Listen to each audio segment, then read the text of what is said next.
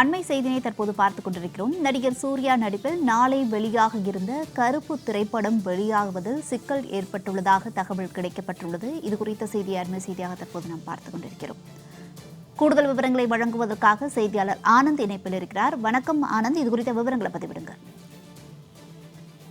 வணக்கம் வர்ணியா. அர்ஜுன் பாலாஜி இயக்கத்தில் சூர்யா திரிஷா நடித்துள்ள கருப்பு திரைப்படம் பல்வேறு ரிலீஸ் தேதி அறிவிக்கப்பட்டு நாளை, அதாவது மே 15ஆம் தேதி வெளியாக அறிவிக்கப்பட்டிருந்தது.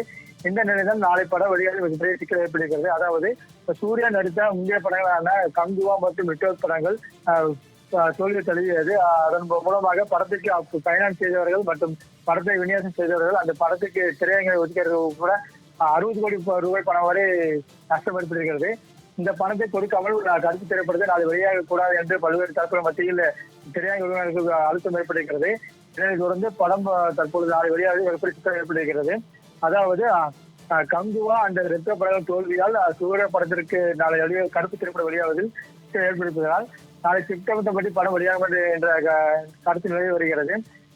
டிக்கெட் புக் செய்வதற்கும் பணத்தை திருப்பி கொடுக்கிறார் திரைய உரிமையாளர்கள். இதனால் நாளை படம் வெளியாகுமா அல்லது நாளை பேச்சுவார்த்தை மூலம் தீர்வு எட்டப்பட்டு நாளைக்கு வெளியாகாமல் வெள்ளிக்கிழமை வெளியாக எதிர்பார்க்கப்படுகிறது. ஆனந்த், விவரங்களுக்கு நன்றி.